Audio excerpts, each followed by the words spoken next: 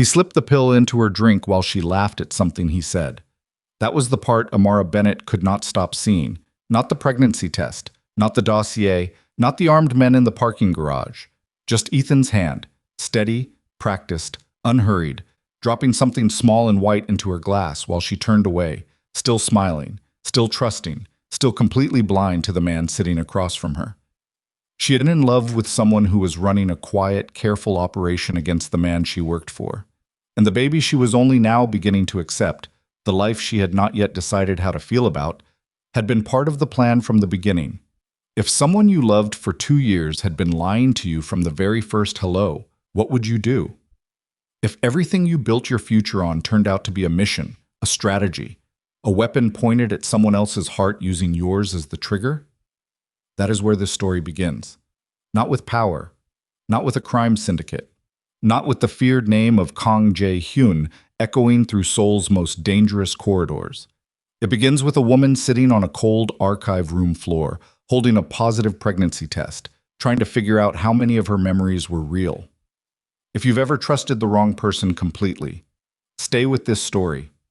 Hit the like button right now and drop your city or country in the comments so I can see how far this has traveled. Subscribe if you're new, because the stories we tell here don't let you go easy. And this one is going to stay with you. The archive room on the 43rd floor of Hanul Tower smelled like old paper and recycled air. Nobody came up here after 7. The cleaners skipped it on Tuesdays. The building staff had long stopped checking whether the lights on this floor flickered because nothing important ever happened in a room full of file boxes and forgotten quarterly reports. Amara knew this.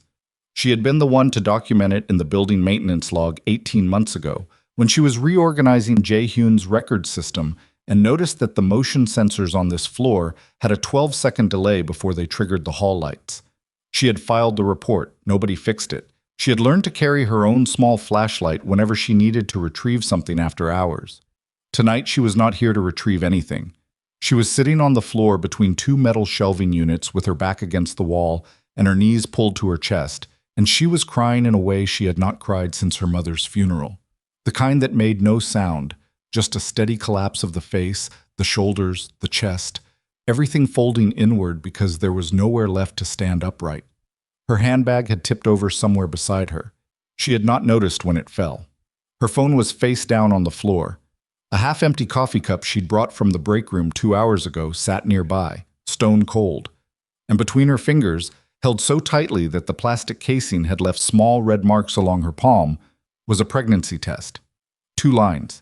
She had taken it in the bathroom on this floor because it was the only bathroom in the building she was certain no one else used. She had bought the test 3 days ago and carried it in her bag without opening it, telling herself she was waiting for the right time, knowing in the honest part of herself that she was terrified of what the right time would confirm. She was 31 years old. She was the executive secretary to one of the most powerful and frightening men in South Korea. She was the only black woman in a 60-story building in Gangnam, and she had spent 5 years learning how to make herself useful enough that the strangeness of that fact faded into the background. She was also apparently pregnant by a man she had believed in with everything she had. Ethan Caldwell had come into her life the way charming people always do, at the exact right moment, saying the exact right things. She had met him at a legal conference she was coordinating on Jae-hyun's behalf. He was a foreign corporate attorney, Canadian, well-dressed, easy with English in a city where Amara sometimes felt her own language had become a private island. Only she lived on. He had found her at the registration table and asked a genuine question about the schedule. Not a flirtation, not a pretense, a real question. And he had listened to the real answer. Then he had said, "You clearly know more about this event than anyone here." And he had smiled like it was simply an observation, not a line. She had given him her business card before she could think too hard about it. That was 26 months ago. In the time since, she had learned the particular geography of his face, the way his jaw tensed slightly when he was irritated but trying not to show it, the habit he had of folding his napkin into a small square before he started eating, the way he said her name, full name, always, never shortened, with an inflection that made it sound like something worth saying carefully. She had met his colleagues. She had cooked for him 6 times in her apartment. She had told him about her mother, about growing up in Atlanta, about the specific kind of loneliness that came from being perpetually competent in rooms where people assumed otherwise. He had listened. He had remembered. He had offered his own vulnerabilities in return, or what she had believed were vulnerabilities. Now she sat on the floor of a corporate archive room with a pregnancy test in her hand, and she was running a different kind of accounting. 3 weeks ago, she had gone to Ethan's apartment to leave a birthday gift for him before he returned from a trip to Busan. He had given her the code to his door 2 months prior, a gesture she had understood as intimacy. She had let herself in, left the gift on the kitchen counter, and then, because she was Amara, because she was constitutionally incapable of leaving someone's space without straightening the one thing that was slightly crooked, she had noticed that his briefcase was not closed properly. She had not meant to look inside. She had moved to close it. And then she had seen her own name, not on a personal item, not on anything romantic or private, on a document that listed her full name, her employment start date at Hanul Group, her direct access credentials to Jae-hyun's scheduling system, the filing codes for the restricted archives section. This section, these shelves, these boxes, and a notation beside each item in handwriting she did not recognize. She had stood there for 4 minutes. She knew it was 4 minutes because she had watched the kitchen clock without meaning to. Then she had closed the briefcase, left the apartment, walked to the subway, ridden 3 stops past her own station because her body forgot where she was going. She had not confronted Ethan. She could not explain why. Some kind of suspension had occurred between knowing and acting on knowing, and she had spent the following 3 weeks living inside that suspension, going to work, managing Jae-hyun's calendar, bringing coffee she inevitably spilled on something, filing reports, answering calls, performing the ordinary mechanics of her life, while the thing she had seen in that briefcase sat at the center of everything like a stone dropped in still water. She had started paying closer attention, quietly, the way she had learned to pay attention to everything without appearing to. She found 3 more documents, not in Ethan's apartment, which she never returned to. In her own email, after she looked carefully at the timestamps of certain messages she'd sent him over the past year and cross-referenced them against dates when Jae-hyun's internal meetings had been disrupted by information leaks the security team had never traced. The pattern was precise. Every time she had mentioned Jae-hyun's schedule in a text to Ethan, casually, the way you mention your workday to someone you're close to, something had shifted in Hanul's operations within 48 hours. A supplier renegotiation that went sideways. A security rotation that was somehow anticipated. A meeting that was relocated at the last minute because Jae-hyun's chief of security had felt something was wrong without being able to name what. She had been the source. She had not known she was the source. That distinction felt critical and also completely irrelevant because the outcome was identical. And then last week she had found the dossier. She had been returning a file to Ethan's desk at the shared law firm offices where he sometimes worked. He had asked her to drop something there, a perfectly ordinary request, one of dozens he had made over 2 years. And she had moved a folder to make room on the desk, and a second folder had slid out from beneath it, and the top page was a photograph of Jae-hyun. Not a public photograph, not something from a news article or a company announcement. It was a photograph taken through a window. Jae-hyun at his desk, late at night, in a posture she recognized because she had seen it hundreds of times. The particular way he sat when he was reading something difficult, shoulders slightly forward, right hand braced against the edge of the desk. Below the photograph was text she had only read the first 3 lines of before she understood what kind of document she was holding. It was an operational plan. The target was Jae-hyun. The method was specific. The location was specific. The timeline was specific. And her name appeared on the second page in a section labeled Internal Asset, Unwitting. Unwitting. She had stood in that law firm office holding a document that classified her as an unwitting asset in an assassination plan against the man she had worked beside for 5 years, and she had felt something happen in her chest that she still did not have the right word for. Not fear, not rage. Something older and quieter and more total than either of those. She had photographed the pages on her phone. Then she had put the folder back. Then she had walked out. She had come here tonight because she had to tell someone, and Jae-hyun was the only person who had a right to know, and she could not figure out how to walk into his office and say, "I have been in a relationship with a man who has been using me to gather intelligence on you, and who has a plan to kill you inside this building, and I only know this because I was going through his things, and also I'm pregnant with his child, and I am so sorry. I am so sorry. I am so sorry. She had tried to rehearse it in the car. She had gotten as far as the lobby before her legs had stopped cooperating, and she had taken the elevator to 43 instead of 45, where his office was, and she had come to the one place she knew would be empty. And she had sat down, and she had taken the pregnancy test she had been carrying for 3 days, and now here she was. She pressed the heel of her palm against her mouth. The sound she was making was not dignified. It was not the quiet, composed crying she had perfected over years of being a woman in professional environments where visible emotion was treated as a liability.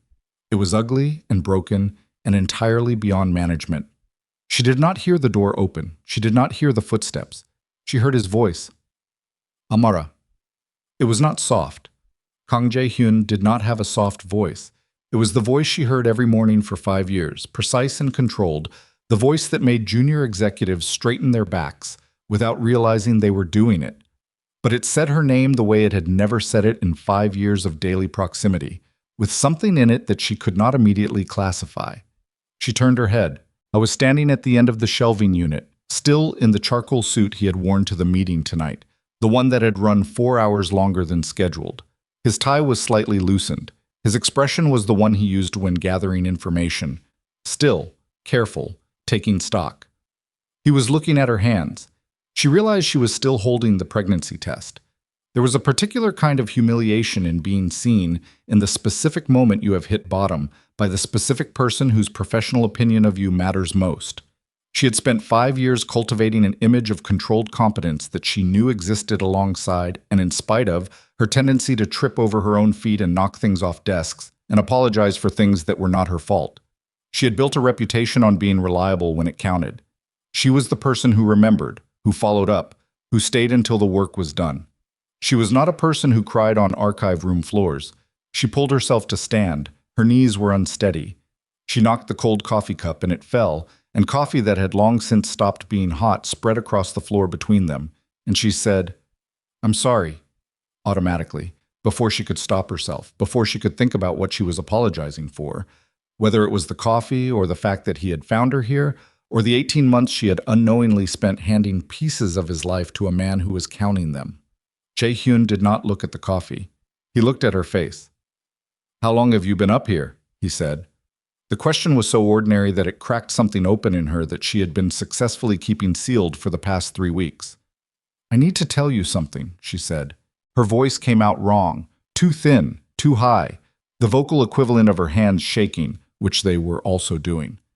"I need to tell you something, and I need you to hear all of it before you. I need you to let me finish before you respond."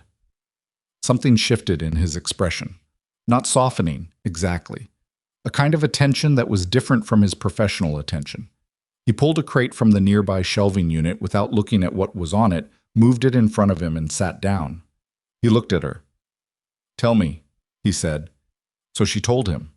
She started with the briefcase and the document with her name on it.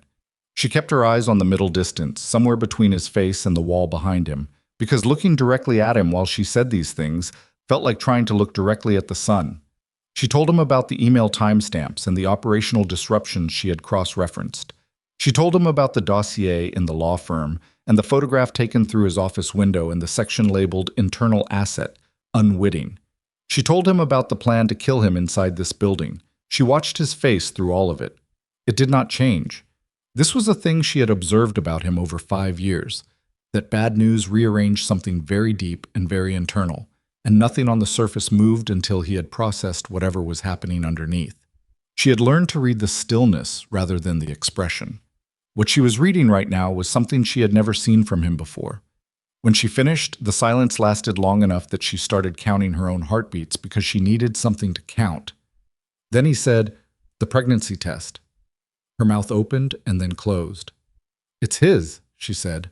It was not a question, but it came out like one, half apology, half admission. "I found out. I've known for about a week. I just couldn't. I haven't told him. I haven't talked to him at all since the law firm. He doesn't know that I know anything." Jae-hyun was quiet for another moment. "Does he know you're here tonight?" "No." He nodded once, slowly. The nod of a man constructing something in his mind, laying one piece next to another. You photographed the dossier, he said. Yes, it's on my phone. I need to see it. She unlocked her phone. Her hands were still shaking. She held it out to him, and he crossed the small space between them and took it.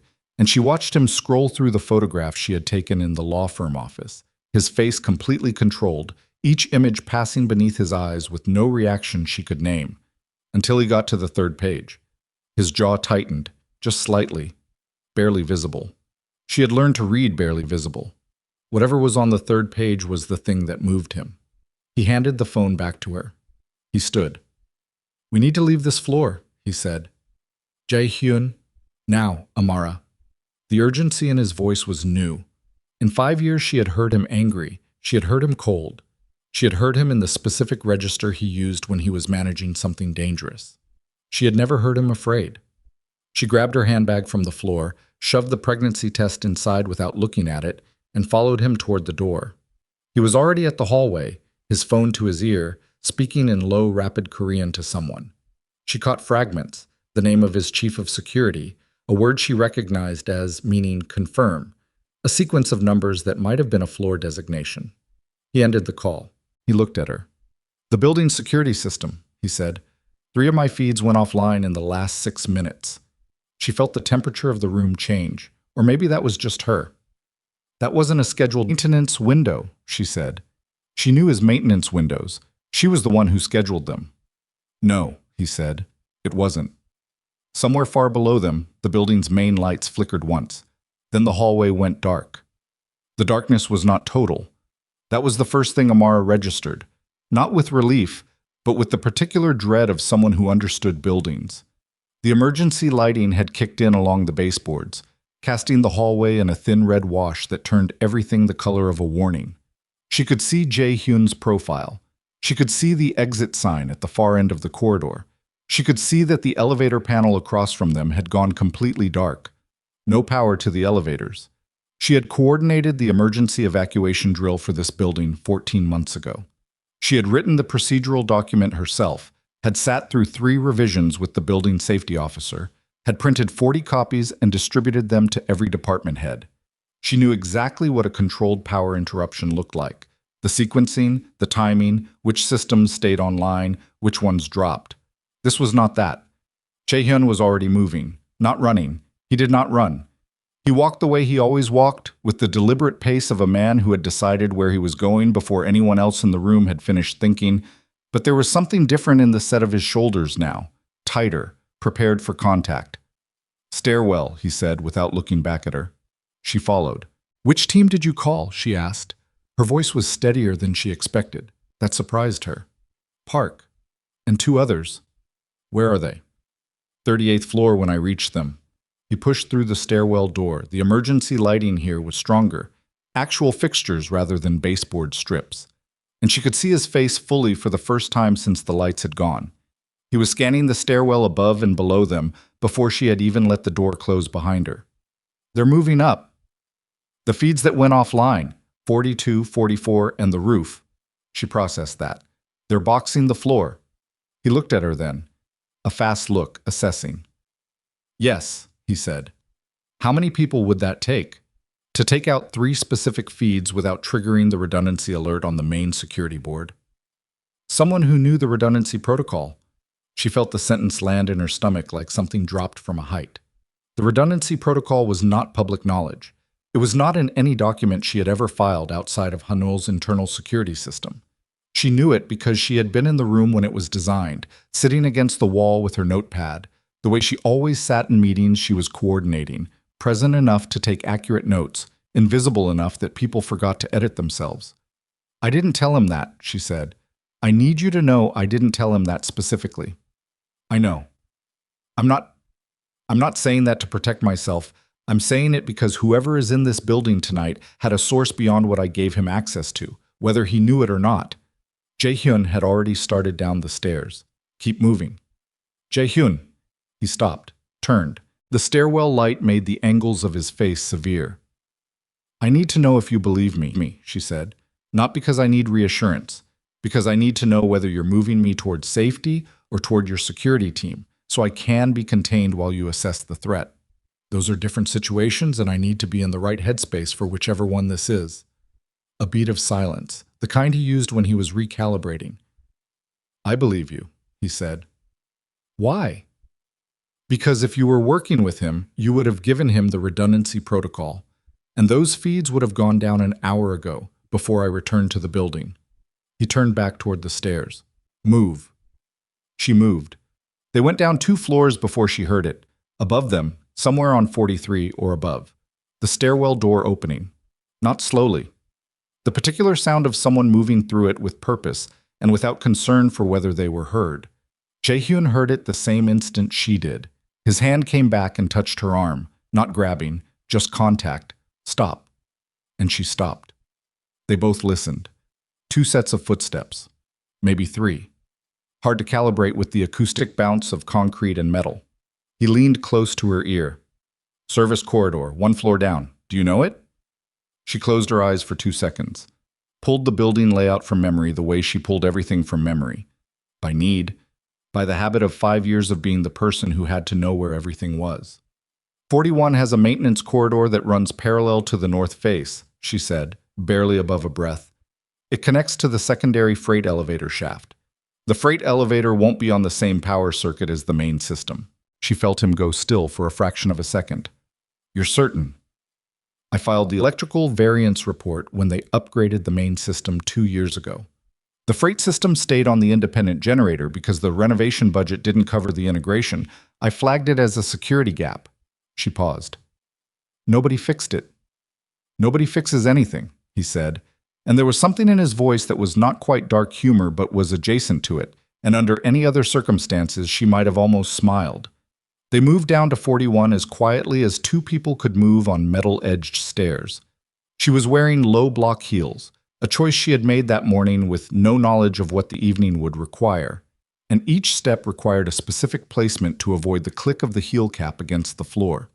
She had gotten good at this over 5 years of moving through Jae-hyun's spaces without announcing herself. It had always been a professional skill. Right now it felt like something else. The maintenance corridor on 41 was accessed through a door that looked like a utility closet and required a master keycard. Amara had a master keycard. She had needed one for the archive work she did on off hours, and Jae-hyun's chief of operations had authorized it 3 years ago without fanfare. She had never thought of it as anything other than a practical tool. She swiped it now. The lock released with a small sound that seemed enormous in the silence. Inside, the corridor was narrow. 2 people could pass each other, but only barely, and lit by a single strip of industrial lighting that ran along the ceiling. It smelled like metal and old lubricant, and the particular staleness of spaces that saw people once a month at most. Amara had been through it exactly 4 times. She knew where the freight elevator was. She led. Jae-hyun did not comment on this. He fell in behind her, which was an inversion of every professional dynamic they had ever operated in, and she was aware of it without having time to think about what it meant. The elevator, she said as they walked. Even if it's running, it's slow. It was built in the 90s. It's going to make noise. I know. Where are we going? Basement level? Underground parking. There's a car there? There's always a car there. She nodded, filed it, kept moving.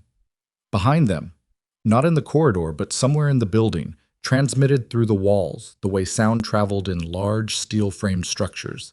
She heard something that might have been a door, might have been something else. How many people do you think are in the building? She asked. Enough to have planned this carefully. He said it flatly. Ethan would have needed at minimum 4 on the inside for a targeted operation in an occupied building, more likely 6. The name came out of his mouth like a piece of debris, something hard and foreign. She had not heard him say it before. She had said it in the archive room while she was telling him everything. He had listened and asked questions and never once repeated it back to her until now. He planned for you to be in the building tonight, she said. Yes. The negotiation you came from, was it scheduled or last minute? A pause. It was moved up 2 days ago. Choi's office requested an earlier time. Choi. She knew that name. Kim Choi, the representative from one of the shipping concerns Haneul had a long-standing and complicated relationship with. She had corresponded with his office 6 times in the past year. Choi's office or Choi himself, she asked. The pause this time was longer. I don't know, Jae-hyun said. She found the freight elevator. The panel was old, the buttons worn smooth from decades of use. She pressed the call button and they waited, and the machinery somewhere above them groaned to life with a slowness that made her teeth ache. Jae-hyun's phone vibrated. He looked at it. Something changed in his face. Park, he said. He answered. The conversation lasted 45 seconds and was entirely in Korean, and she caught only fragments, but she caught enough. She had spent 5 years attending every meeting Jae-hyun held, and she had taken the language seriously because it was her job to understand what was happening in the rooms she was responsible for. When he ended the call, he said, Park's team ran into resistance on 38. She understood what that meant without needing it explained. They're okay? 2 of them are. He did not elaborate on what that meant for the third. The elevator arrived. The doors opened with a sound like a building clearing its throat. Inside, the lighting was a single bare bulb in a wire cage. The floor was scratched metal. It smelled like decades of freight, cardboard, plastic, something industrial. They stepped in. Jae-hyun pressed the button for the basement level. The doors closed. The elevator moved. It was slow. Every second of that slowness had a weight to it. She stood beside him in a space that was barely large enough for 2 adults, and she was acutely aware of his breathing, steady, controlled, the breathing of someone who had learned to manage their nervous system under conditions she could not fully imagine. Her own breathing was less steady. She was aware of that too. You should know, she said, because the silence in the elevator felt like something that needed to be filled with truth rather than strategy, that I went over everything, every conversation I can remember having with him about work. I've been doing it for 3 weeks, running it back. Jae-hyun looked straight ahead at the closed doors. And, he said, the scheduling information was the most regular thing. When you were out of the building, when you were in meetings that ran long, which evenings you stayed late. I mentioned those things the way you mention your day to someone you're close to. I didn't think of it as information. She stopped. I know that's not an excuse. I didn't ask for an excuse. I know. I'm telling you anyway because you need to know the scope of what he had access to through me, so you can assess what you're working with. She looked at the doors. The scheduling patterns alone would have been enough to coordinate something like tonight. He knew you'd be in this building late. He's known that pattern for almost 2 years. Jae-hyun was quiet for a moment. Then he said, the photograph in the dossier. Yes. It was taken from the building across the street. The angle is from the 22nd floor of the Mirai building. She thought about this. That office has been vacant. There was a lease dispute. I drafted the correspondence on it 8 months ago. The dispute was manufactured, he said. Someone paid to keep that office empty. The elevator shuddered slightly and kept moving. How long has this been in planning? She said, more to herself than to him. Based on what you described in that dossier, at least a year, probably longer. A beat. Ethan Caldwell was brought into your life before this started. He was assigned to you. She had known this. She had known it since the law firm office, since she had stood holding the dossier and read the word unwitting. She had known it in the archive room while she sat on the floor. She had known it continuously for 3 weeks. And still, hearing it said plainly, in someone else's voice, in the functional language of tactical assessment, still, it did something to her chest that she did not know how to describe. Yes, she said. He was selected because of your position, your access, your... Jae-hyun paused, and she had the sense he was choosing the next word with more care than he usually applied to word selection. The nature of how you work, the fact that you absorb details, that you're trusted. That I talk to people, she said, that I'm personable, easy to be around, that I make people comfortable enough that they stop thinking of me as a security consideration. She said it without bitterness. It was just the architecture of what had happened. He was told I was the weak point. You were told you were the weak point, Jae-hyun said. There's a difference. The elevator stopped. The doors opened onto the basement level. The underground parking facility stretched out in front of them. Low ceiling, concrete pillars spaced at regular intervals, the fluorescent lighting on the emergency circuit giving everything a flat, depthless quality. Cars lined the near section. The far end, where the private bays were, was in deeper shadow. Jae-hyun stepped out first. His eyes moved the space in a systematic way.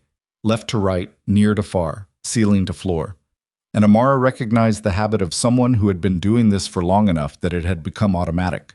She stayed one step behind his shoulder and did her own version of it. She was not trained for this, but she had good spatial memory, and she knew this garage the way she knew every part of this building. Something was wrong. She could not name it immediately. It was a feeling of the space rather than a specific thing she could point to. The quality of the silence, the way the shadows at the far end sat differently than they should. She put her hand on Jae-hyun's arm. He stopped. She pointed toward the private bays. He had already seen it. One of the shadows was breathing. She counted 3 of them before the lights went on. Not the emergency lights. Full lights. The kind that required someone at the circuit panel. The underground parking facility flooded with white fluorescence, and Amara's eyes adjusted, and she saw the men. 4 of them, positioned with the deliberateness of people who had been waiting. Armed. Not making any move toward them, just standing in the arrangement of people who did not need to move because they had already determined that their targets had nowhere to go. And standing in the center of the space between the last pillar and the armored vehicle that Jae-hyun had come for was Ethan Caldwell. He was wearing the same jacket he had worn to their last dinner together. She noticed this in the way the mind reaches for familiar details at moments of fracture. Dark navy. She had told him once that it was a good color on him. He was not holding a weapon. He didn't need to. His hands were in his jacket pockets, and he was looking at her with an expression she had never seen on his face before. Not cold exactly, but emptied. The face of someone who has stopped performing and has not yet decided what to replace the performance with. Amara, he said, just her name. The same way he had always said it. Don't, she said. He tilted his head slightly, like she had said something that required recalibration. Then he looked at Jae-hyun. You know, he said, I had 12 different scenarios planned for how tonight would go. You two coming down together in the freight elevator was not one of them. He said it without anger, academically, the tone of someone genuinely interested in a data point. That was her, wasn't it? She knew about the freight system. Jae-hyun said nothing. Ethan nodded slowly. I underestimated her. That's on me. He looked back at Amara. I want you to know that part was a genuine mistake. Everything I told you about your competence, I meant it. I just didn't account for it correctly. Stop talking to me like I'm a variable, she said. You were a variable. That's not an insult. So was he. So am I. He gestured loosely toward the space between them. We're all just people operating inside systems. I was doing my job. Your job, she repeated. Yes. And the last 2 years, the dinners, the things I told you about my life, was that your job too? He held her eyes. It started as the job.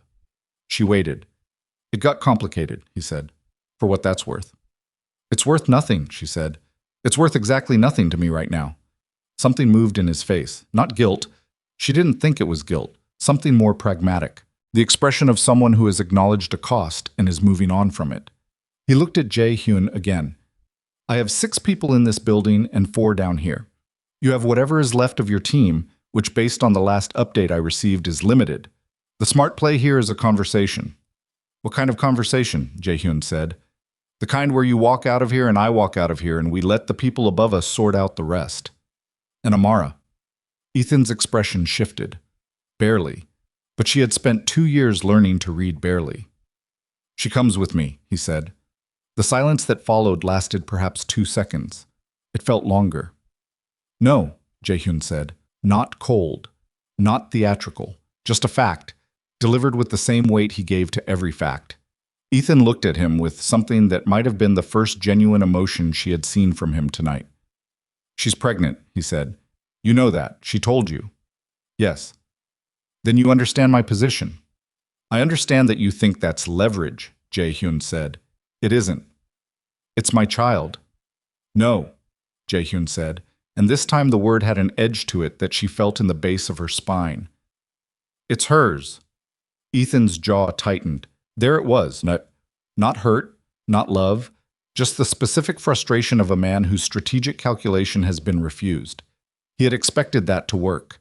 He had expected the pregnancy to be the thing that put Amara back in his column, or at minimum created enough disruption in Jae-hyun's decision-making to open a window. Instead, Jae-hyun was looking at him with the expression of a man who has already decided how this ends. Ethan pulled his right hand out of his jacket pocket. He was not holding a weapon, he was holding a phone. He looked at the screen, pressed something, and looked up. "There's something else you should know," he said, "about the dossier Amara photographed." He looked at her directly. "The third page." She felt Jae-hyun go completely still beside her. The third page. The one that had made Jae-hyun's jaw tighten in the archive room. The one he had handed her phone back without explaining. "You didn't tell her," Ethan said to Jae-hyun. Not gloating, observational. Jae-hyun said nothing. "What's on the third page?" Amara said. Neither man answered immediately, and in the space of that silence, she understood with a cold, descending certainty that whatever was on the third page was going to change the shape of everything she thought she understood about tonight, about the past 5 years, about the man standing beside her. "Ask him," Ethan said. "Ask him what he knew about me before you did." She turned to look at Jae-hyun. His face was controlled. Completely, absolutely controlled in the way it only was when something was costing him significantly to hold together. "Jae-hyun," she said. He looked at her, and she saw it. Not guilt, because she did not think he was built for guilt in the traditional sense, but something close to it. The face of a man who made a calculation that had consequences he had not fully projected, and who was standing now in the middle of those consequences. "How long did you know about Ethan?" she said. The fluorescent lights hummed above them. One of Ethan's men shifted his weight. Somewhere in the building above, something moved. Jae-hyun said, 4 months. 4 months. Amara stood in the white fluorescent light of the underground parking garage and let those 2 words do what they needed to do to her. 4 months. Not 4 days. Not 4 weeks. 4 months ago, Kang Jae-hyun had known that the man she was sleeping next to, the man she had cooked for, the man whose voice she had fallen asleep to on the phone, on nights when the loneliness of being a foreign woman in a city that had never quite made room for her became too heavy. That man had been a planted operative running intelligence against his organization. 4 months ago, she had still believed in Ethan Caldwell. She had believed in him at the birthday dinner he threw for her in March, in the private room of a restaurant she had mentioned once, months before, and he had remembered. She had believed in him during the weekend they spent in Gyeongju in April, walking through Stone Temple grounds in the rain, his jacket over her shoulders, his hand finding hers without ceremony. She had believed in him during all of it, while Jae-hyun sat 45 floors above her every morning, knowing, and said nothing. The thing that happened inside her chest was not grief. It was something more structural. The sensation of a load-bearing wall giving way. 4 months, she said. Her voice came out flat, emptied. "Amara, don't." She did not raise her. She did not need to. "Don't say my name like that right now." Jae-hyun closed his mouth. He had the discipline not to reach for justification while she was still absorbing impact. She would give him that much. Ethan was watching this exchange with the careful attention of a man collecting information. Even now. Even standing in his own endgame. The habit of observation had been built into him so deeply it operated independently of everything else. "How long have you known?" she asked Ethan directly. "How long did you know he knew?" Ethan tilted his head. 6 weeks. So for 6 weeks you've been running an operation that both of you knew about. She looked between them. Ethan with his hands back in his pockets, Jae-hyun with his arms at his sides, and his face doing the thing it did when he was paying a cost he'd calculated in advance. "And neither of you thought to tell me."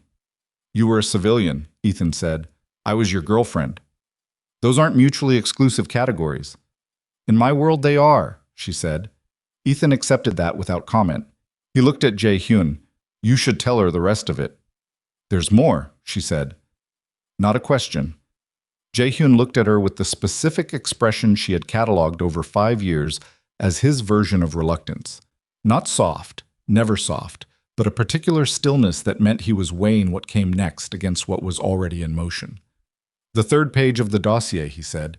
"It contained an internal communication from the Baekjeon organization." He paused. "Addressed to me." She waited. 8 months ago, Baekjeon made contact through an intermediary.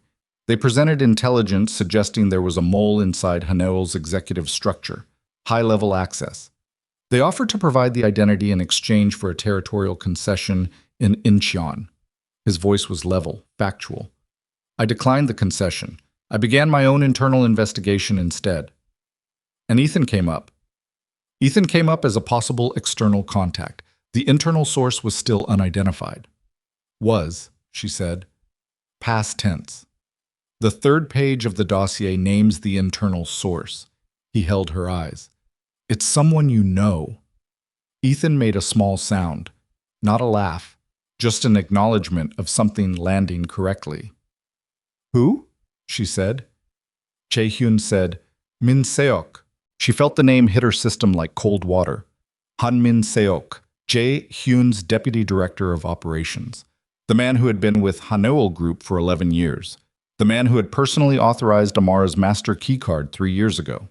The man she had eaten lunch with in the 40th floor cafeteria at least 30 times. Who had a daughter named Soo Yeon, who was studying architecture in Berlin, who brought homemade persimmon rice cakes to the office every Chuseok and left them on the break room table with a small handwritten note.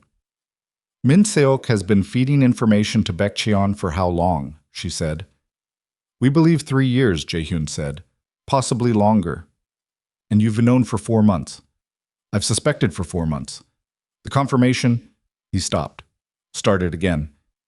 The confirmation is on the third page of the dossier you photographed tonight. Something occurred to her. A detail that the structural shock of the past few minutes had temporarily displaced. She looked at Ethan. The dossier, she said slowly, at the law firm. I moved a folder and it slid out from underneath. It was barely concealed. She watched his face. You left it there for me to find. Ethan's expression did not change, but he did not deny it. You needed me to bring it to Jae-hyun, she said.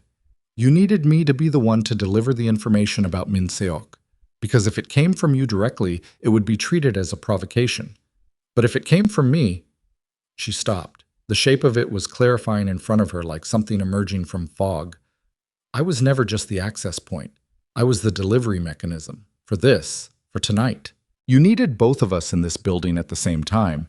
You needed me to have shown him that dossier, because whatever comes next requires that he know about Min Seok before it happens. The garage was very quiet. Ethan looked at her for a long moment. I told you, he said to Jae-hyun, almost conversationally. I underestimated her. What comes next? Jae-hyun said. His voice had dropped into a register she had never heard before. Not loud. Lower than loud. The kind of quiet that preceded something irreversible. Ethan checked his phone again. Whatever he saw on the screen made him straighten slightly. Min Seok is in the building, he said. Amara felt Jae-hyun go absolutely still beside her. He's been here since 9, Ethan continued. He came in through the east service entrance, the one your cameras don't cover because of the renovation on that side of the building. He's been on the 39th floor for the past 2 hours. Why are you telling me this? Jae-hyun said. Because he's not here for me. Ethan held his gaze. He's here for you. Tonight was never about Baekcheon taking over Hanoel Group's operations. That's not achievable, and everyone with any real knowledge of the landscape knows it. Tonight was about removing you specifically, replacing you with someone Baekcheon can manage. He paused. Min Seok believes he's that person. And Baekcheon let him believe it. Baekcheon is very good at letting people believe things. Jae-hyun's expression had not changed, but something behind it had shifted into a different configuration entirely. She could feel it the way you felt a change in atmospheric pressure. Not visible, but physically registered. You're not working for Baekcheon, Jae-hyun said. It was not a question. Ethan smiled. It was the first time his face had done anything genuinely unguarded tonight, and it was not a warm smile. I haven't worked for Baekcheon for 8 months. Not since they decided that the collateral arrangements around this operation were acceptable. His eyes moved briefly to Amara. I had a disagreement with my employer about methodology. The pregnancy, she said. He looked at her. Yes. They told you to use it. They told me to ensure it. His voice was flat now, precise. The original plan did not include your pregnancy as a variable. When the timeline accelerated, someone above me decided that a biological connection would create more durable leverage than an emotional one. I was given a directive. He stopped. I didn't follow it. She stared at him. The medication, she said. The word came out of her like something physical. Did you? No. For the first time tonight, he sounded like something other than a man in full operational control of himself. No, I was given the directive. I did not execute it. What you're carrying, that was not manufactured. He held her eyes. I need you to know that. She did not know what to do with that information. She filed it in the part of her mind that was still functioning on raw data intake and left it there without processing it, because processing it would require more of her than she currently had available. So who are you working for now? Jae-hyun said. Right now? Ethan looked at him steadily. I'm working on a problem that has become personal. Min Seok. Min Seok. And the people above Min Seok who decided that collateral damage was an acceptable term for a pregnant woman who had no idea what she was involved in. Something moved through his voice on that sentence. Not enough for most people to catch, but she caught it. I've been in this industry for 11 years. There are lines. And you found yours, Jae-hyun said, with a flatness that made it impossible to tell whether it was contempt or something more complicated. Something like that. Amara looked between the two of them, the Mafia Boss and the intelligence operative, standing in a parking garage surrounded by armed men, having a conversation about personal ethics and lines that shouldn't be crossed. And she felt a laugh trying to form somewhere in the back of her throat that was entirely without humor. This is insane, she said. Both of them looked at her. This entire situation is insane. I want to be on record as saying that. Neither of them disputed it. What do you want? Jae-hyun said to Ethan. Min Seok doesn't leave this building tonight with your organization intact, Ethan said. That's what I want. That's what I've been positioning for the past 6 weeks since I separated from Baekcheon. I needed you both here. I needed you to have the dossier. I needed Min Seok to commit fully tonight, so that when it's over, there's no question about what he is. You're using my organization to clean up your problem. I'm using your organization to clean up a problem that is also your problem, Ethan said. Min Seok has been feeding intelligence to hostile interests for 3 years. That's your problem, regardless of what I want. And my people who ran into resistance on 38? Something tightened in Ethan's face. That wasn't my team. Jae-hyun looked at him. Min Seok has his own people in the building tonight, Ethan said. Separate from mine. That was not part of the plan I was given. He's moved further and faster than Baekcheon sanctioned. He paused. He's improvising. The word landed in the garage like a stone. An improvising traitor with armed support inside the building, a Baekcheon-trained operative who had gone off script, a mafia chairman whose security team was compromised, and Amara Bennett from Atlanta, Georgia, standing in a parking garage holding a dead pregnancy test and the building's master keycard, 12 weeks pregnant, by a man who had just told her he'd refused an order to chemically induce that pregnancy as a tactical maneuver. She breathed in through her nose. She breathed out through her mouth. The freight elevator, she said. We came down in it. If Min Seok's people have been in the building since 9, they know about it by now. It's not an exit anymore. Both men looked at her. The East Service entrance that Ethan mentioned. The one the cameras don't cover. She looked at Ethan. What's on the other side of it? Street level or below? Ethan's eyes sharpened. Street level. East Alley. It connects to Tehran Row at the north end. Is your team covering it? One man. One man who is now 6 weeks out of his Baekcheon affiliation in a building where someone is improvising, she said. So potentially compromised. Ethan said nothing for a half second. Potentially. She looked at Jae-hyun. The archive room. 43. He was already looking at her with that gathering attention. There's a document safe bolted to the floor in the northeast corner, behind the secondary shelving unit. You've never been in that room before tonight. You wouldn't know it was there. What's in it? Emergency protocols, paper copies, no digital trail. Your predecessor installed it when the building was constructed. It's in the building specification documents from 1987 that I digitized 2 years ago. She held his eyes. One of the protocols is a full building communication override. If we can get back to 43, the stairwell is compromised, Jae-hyun said. Not all of them. She looked at the garage layout around them. There's a second stairwell on the west side of the building. It's not on the main security map because it was added during the 2003 renovation, and the building plans were never fully updated in the digital system. I found it when I was cataloging the discrepancies between the original blueprints and the current floor layouts. She paused. I filed a report. Nobody fixed it, Jae-hyun said. Nobody fixed it, she confirmed. Ethan was watching her with an expression she had never seen him direct at her. Not the warm attention of a man who cared about her, not the strategic assessment of an operative calculating her utility. Something between the two. Something that looked, she thought, like a man seeing someone clearly for the first time and finding the view genuinely surprising. How do you know all of this? He said. Because I work here, she said. Because I have worked here for 5 years, and I took it seriously and I paid attention to everything because that is what I do. She heard something tighten in her own voice. Because I was good at my job before you made me a liability, and I will be good at it after. Ethan nodded slowly. Once. Then one of his men, the one positioned closest to the west wall, touched his earpiece and said something in rapid Korean that she caught the edge of. Movement. 39. Coming down. Down. Jae-hyun heard it too. Min Seok was moving. She watched the calculation happen behind Jae-hyun's eyes.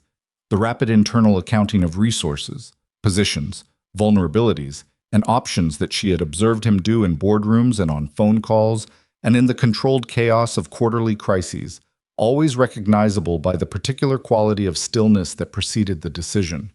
Then he looked at Ethan. Your people, he said. How many are still functional? 4 down here. 1 on 38 that I've lost contact with. 1 at the east entrance. Ethan's voice was level. 6 total, possibly 5. Against Min Seok's team. Based on the resources Baekcheon would have allocated him, 6 to 8, plus whatever building security he's compromised. And my team. Park and 1 other based on what you said in the stairwell. Jae-hyun looked at her. She looked back at him. The west stairwell, he said. Yes. You can get us there. It was not quite a question. It had the shape of a question, but the weight of something more than that.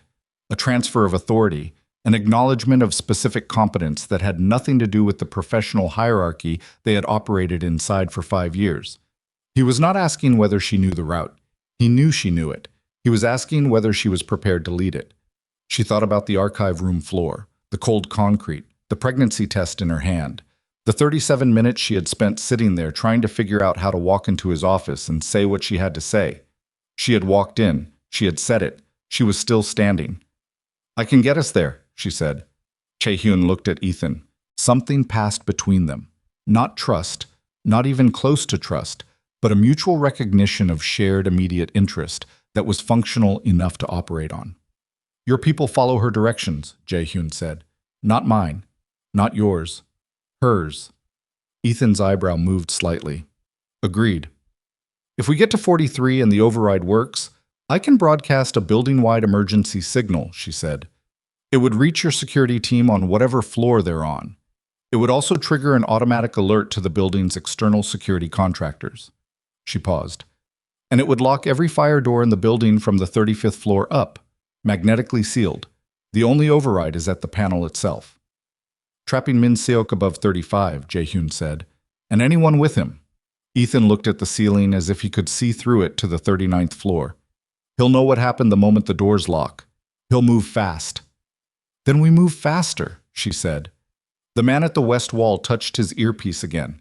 His voice came out lower this time, and she caught only one word, but one word was enough.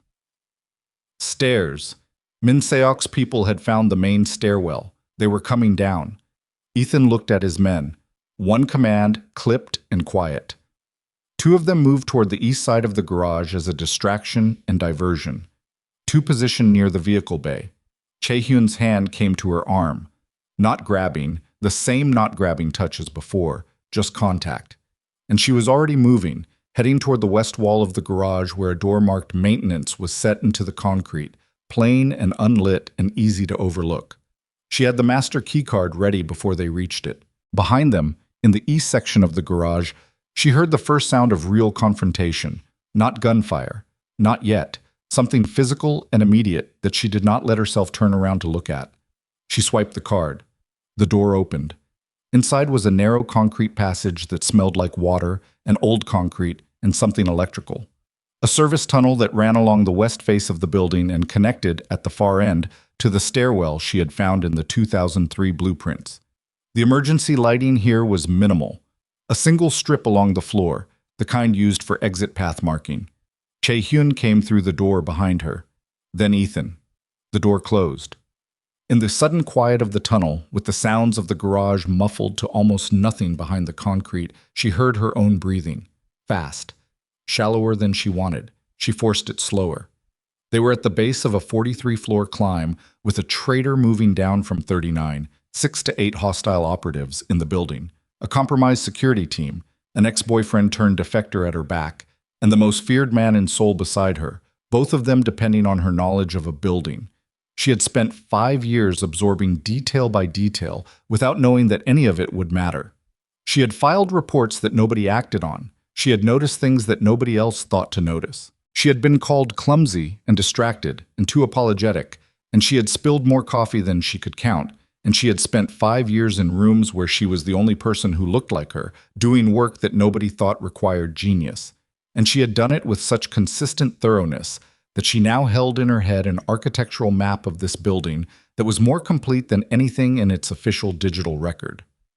She put her foot on the first step of the west stairwell. Above her, somewhere in the building, she heard, or felt, really, the way you felt structural sounds more than heard them. The distant compression of multiple sets of feet on stairs. Min Seok was not waiting. She began to climb, and behind her she heard Jae-hyun match her pace exactly, and she thought, 43 floors, and whoever gets there first determines what is left of everything. They climbed in silence. That was the first thing, the silence. No one spoke. No one wasted breath on anything that was not the next step, and the step after that, and the burning that started in Amara's calves around the 8th floor and moved into her thighs by the 12th, and became something beyond naming by the 15th. She had not exercised with any consistency in 3 months. She had been tired in the specific way of early pregnancy, the bone-deep exhaustion that hit without warning and receded just as arbitrarily, and she had told herself she would start walking again when things settled down. Things had not settled down. She focused on the strip lighting along the floor. One step, the next. Her hand on the railing, cold metal, slightly rough where the paint had worn away, and the sound of 3 sets of feet on concrete and the distant intermittent sounds of the building around them. On the 18th floor, Ethan put his hand briefly on her shoulder. She stopped. They all stopped. He was listening.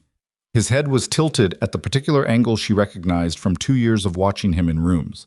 The angle that meant he was sorting through layered sound, filtering background noise from the thing that mattered. She heard it a second after he did. Above them. 3 floors up, maybe 4. Not on their stairwell. The adjacent one, the main stairwell on the east side of the building, on the other side of the concrete core. Footsteps coming down at a pace that was not cautious. Min Seok's people were moving fast. Ethan looked at Jae-hyun, held up 4 fingers, then 3, then shrugged. The shrug of someone recalibrating an estimate in real time. Jae-hyun looked at Amara. "How far between our stairwell and the main stairwell at the 22nd floor?" he said. His breathing was controlled, less controlled than usual. She could hear the effort in it, but managed. "The core is 11 meters across on the 22nd, she said. Her own voice came out rough. "There's a connecting corridor at 22 and at 30. Those are the only points where the 2 stairwells are directly accessible to each other without crossing a full floor. They'll know about the connecting corridors. Min Seok will. He's been in this building for 11 years. She held his eyes. "We don't use the connectors, we go straight through. If they reach 30 before we do, then they can cut across and intercept us on our stairwell at 30. She had already worked this out. She had been working it out since the 2nd floor. "We need to be above 30 before they reach it." Jae-hyun looked up the stairwell. They were at 18, 12 floors to 30, and they were already running on legs that had been climbing for 10 minutes without stopping. "Move," he said. She moved. She stopped thinking about her legs.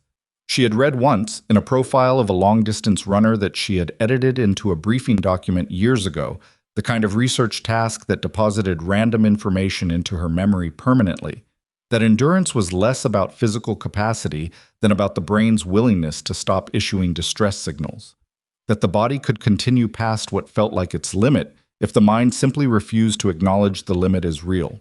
She did not know if that was true. She climbed like it was. 20, 21, 22. The connecting corridor. She heard the door from the other stairwell open as they passed the 22nd floor landing, and she felt Ethan's hand on her back, not pushing, just a pressure that said, keep going, and she kept going. 23, 24. Behind her, not on their stairwell, across the core, transmitted through concrete, the sound of running. They had not beaten Min Seok's people to 22. They had made it through the window before the door opened, but only just. 26, 27. The burning in her legs had passed through pain and come out the other side into something that was less sensation than simple fact. Her muscles were working past their comfortable range, and she knew this the way she knew the building layout, as information rather than feeling. 28, 29. Almost, she said, to herself more than to either of them. 30. They passed it without stopping. The connecting corridor door on the 30th-floor landing was closed. No sound from the other side. She counted 2 more seconds of climbing before she heard it open below them. Below, not above. They had beaten it by 30 seconds, maybe less. Chae-hyun said nothing. He was breathing harder now, the control costing more than it had at 20, but his pace had not dropped. Whatever had built this man had included some infrastructure she was only beginning to fully appreciate. 32, 33. She heard it before she understood what it was, but a sound from their stairwell, above them. Not heavy. Not the sound of groups. One person coming down at a pace that was almost casual, and that casualness was more frightening than urgency would have been. They all heard it simultaneously. They stopped. Chae-hyun moved to the front without discussion. It was instinct, his body putting itself between the sound and the other 2 people on the stairs. And she did not argue with it, but she moved to his left shoulder and slightly forward because she needed to be able to see. The figure appeared at the 34th floor landing, coming down. Han Min Seok was 61 years old and looked exactly as he always looked, compact, precise, the kind of man whose physical presence was always slightly smaller than his actual weight in a room. He was in a dark suit. He was not holding a weapon. He was walking down the stairs of a building he had worked in for 11 years with the ease of a man who had decided the outcome of this encounter in advance. He stopped when he saw them.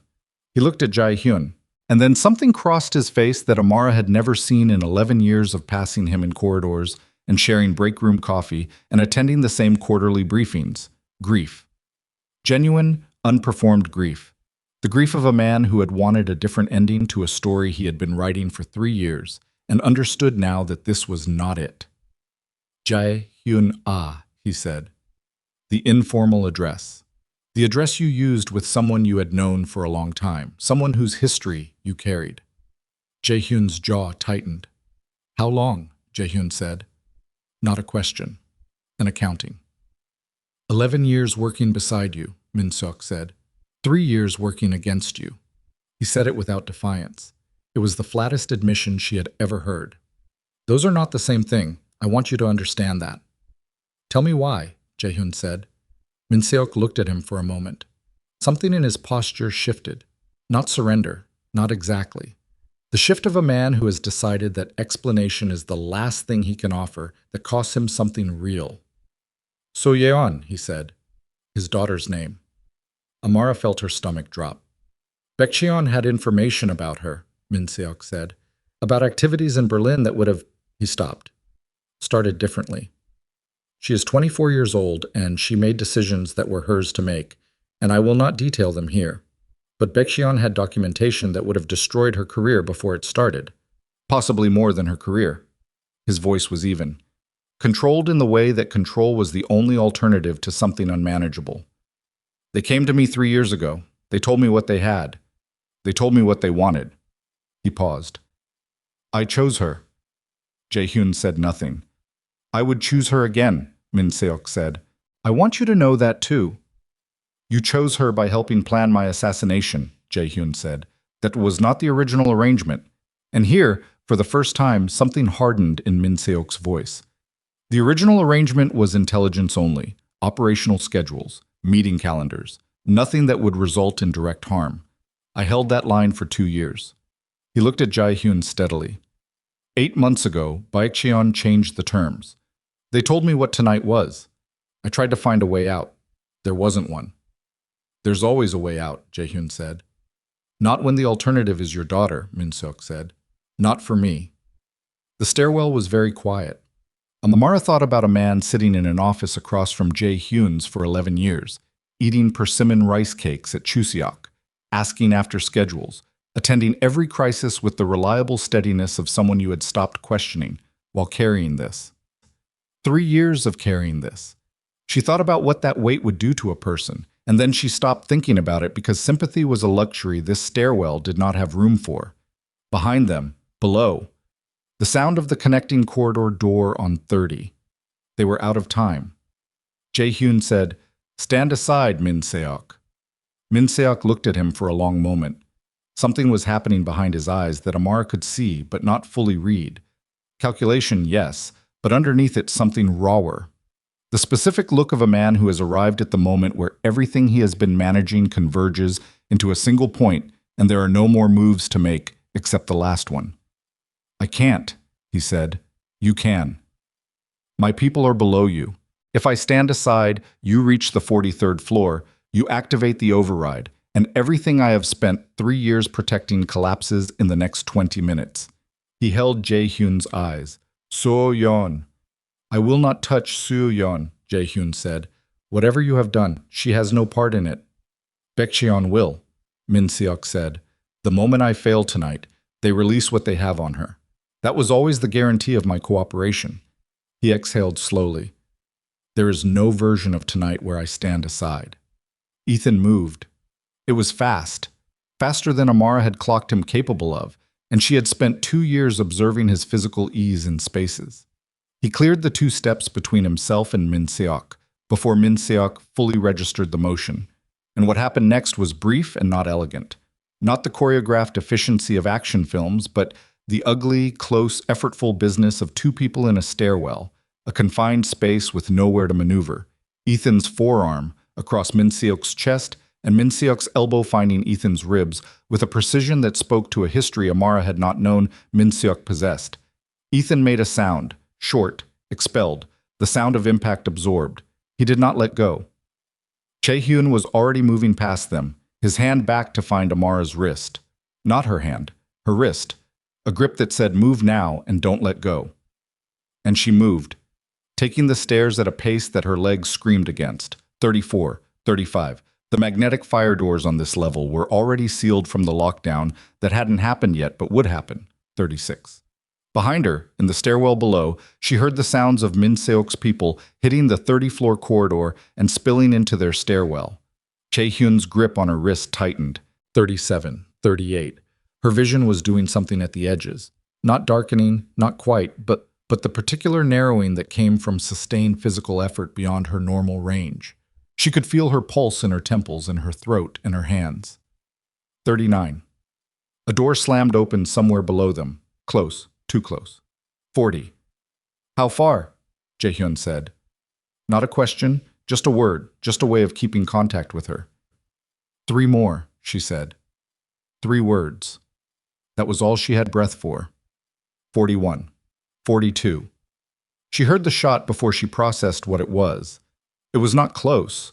Not their stairwell, not this floor, somewhere in the building at a distance that concrete and steel reduced to a flat percussive sound. But it was a shot, and it meant that whatever Ethan was managing below them had reached a threshold. 43.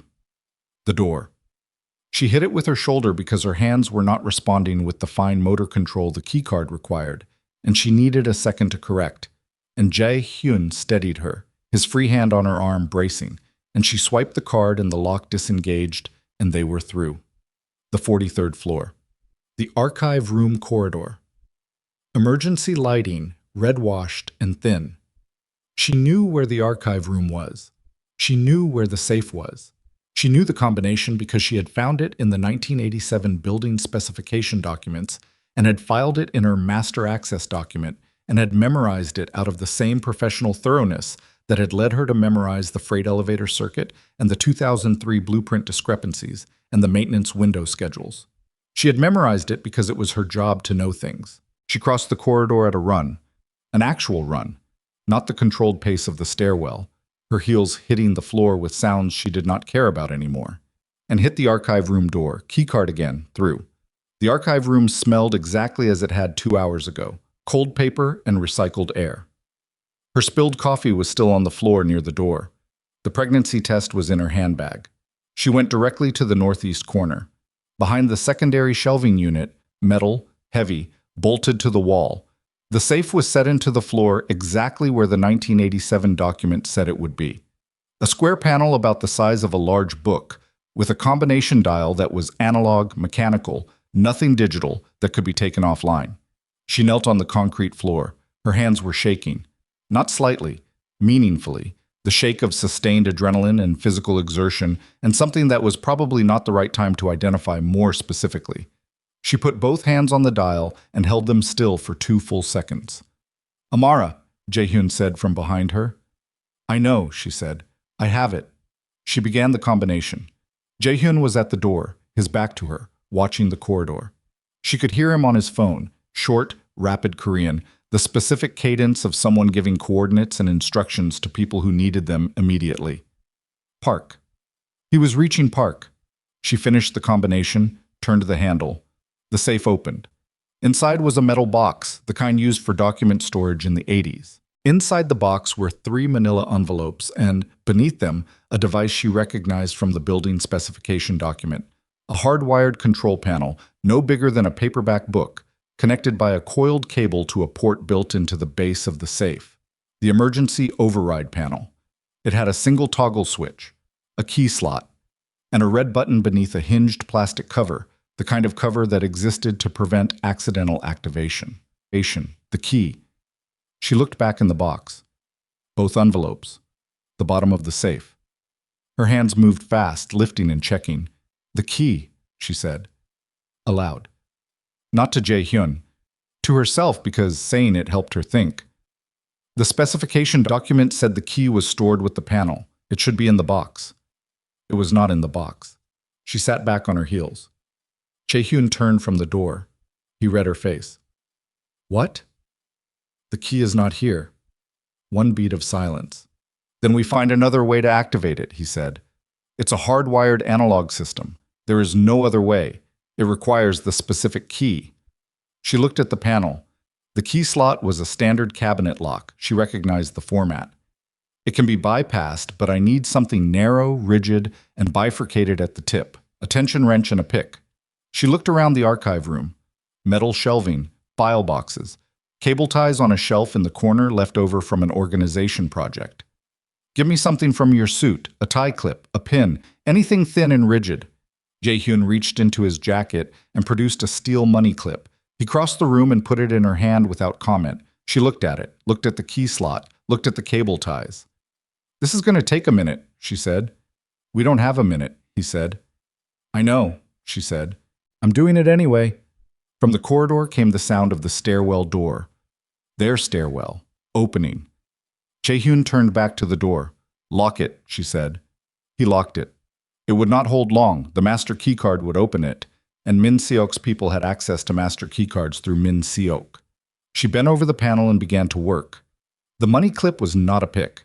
She bent one end of it against the floor, creating a crude right angle, thin enough to enter the key slot.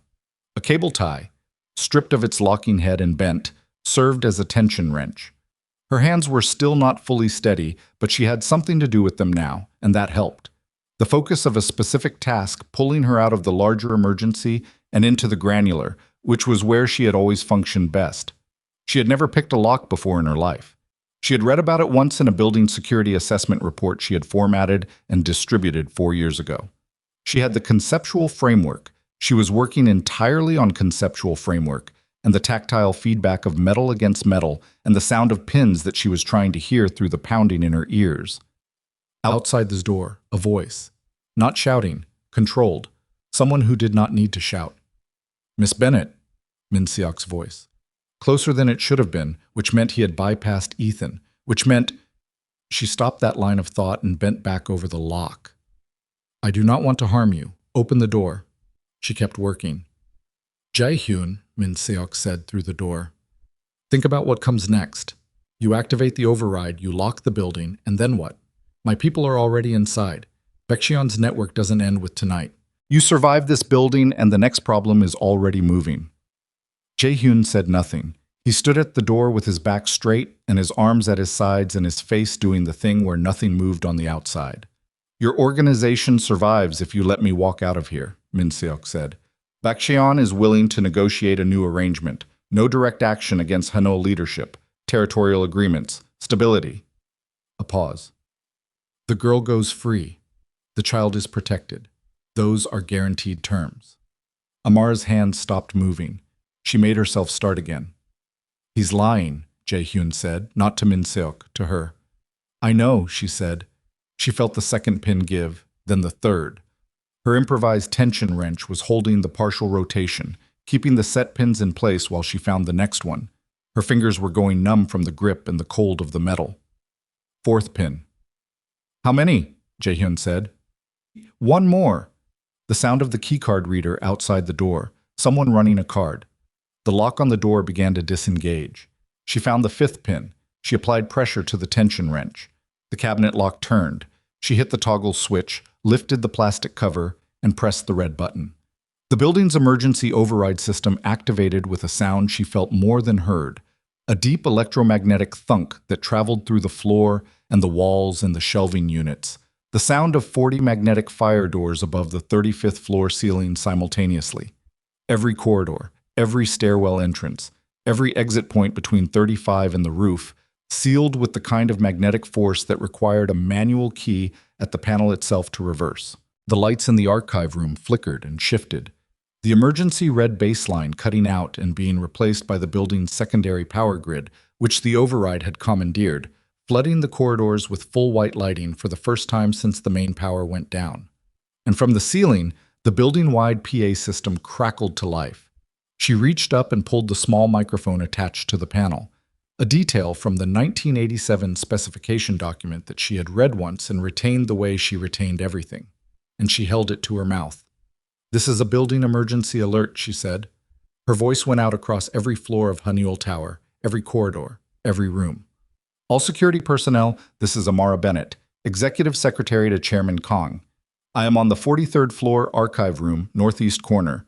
The building override has been activated. Unauthorized personnel are present on multiple floors. All external security contractors have been automatically notified. Park Sungjin and remaining security team, please confirm your position. She released the button. The archive room door opened. Han Min-seok stood in the doorway. He looked at the open safe, the panel with its toggle thrown and its red button depressed, the light on the panel that was now steady green. He looked at Amara, still kneeling on the floor with a bent money clip and a stripped cable tie in her hands. He looked at Jae-hyun, and in the silence that followed the building-wide announcement, in the ringing, total silence of a man, understanding that the thing he has spent 3 years building and protecting and paying for with pieces of himself has just been taken apart by a secretary who memorized a 1987 specification document. Something left Min Seok's face that had been there since she had known him. Not defeat. Older than defeat. The look of a man who has arrived at the end of something and found that the end looks nothing like he expected. Jae-hyun took one step toward him. It's over, Jae-hyun said. Min Seok looked at him, his mouth opened, and then from somewhere behind Min Seok in the corridor, a voice, rough, slightly breathless, with the specific cadence of a man who had just climbed 20 floors and fought someone on a stairwell landing, said, "Don't." Ethan Caldwell was in the corridor, behind Min Seok, and in his right hand was the thing Min Seok's jacket had concealed, and that none of them had known he was carrying until this moment. The thing that Min Seok's hand was now moving toward in the last calculation of a man who had decided that if the end was here, then the end would be on his terms. And Ethan's voice came out hard and final and completely without room for negotiation as he said the one word again, "Don't." The word landed in the corridor like something physical. Min Seok's hand stopped moving, not because of the word, because of what was in Ethan's right hand, held steady at the end of an arm that was not entirely steady. She could see the slight tremor in it from where she knelt on the archive room floor, the tremor of a man who had climbed 20 floors and fought at least one person on the way up, and was now burning through the last reserves of whatever had carried him here. But the hand was steady enough. The distance was close enough. And Min Seok was 61 years old and had spent 3 years feeding intelligence rather than executing it. And whatever he had been reaching for inside his jacket, he had not been reaching for it fast enough. He let his hand fall. The corridor held its breath. Amara got to her feet. Her knees sent a specific complaint upward through her body that she acknowledged and set aside. She moved to stand beside Jae-hyun in the doorway, not behind him, beside him, because she had earned that position in the last 40 minutes, and her body seemed to know it, even if the rest of her was still catching up. Min Seok looked at Jae-hyun. The thing in his face now was something Amara did not have a clean word for. She had seen grief on him earlier, in the stairwell, and this was not grief. Grief was for things you had not chosen. This was the expression of a man who had chosen, and chosen again, and chosen a third time, and arrived at the compounded consequence of all 3 choices simultaneously, and was standing inside that consequence without anywhere further to go. "Suyeon, he said. One word, her name, again, not a bargain, not a plea, just the name, spoken the way you spoke the one thing that had organized every decision you made for 3 years. Jae-hyun looked at him for a long moment. "I told you," Jae-hyun said.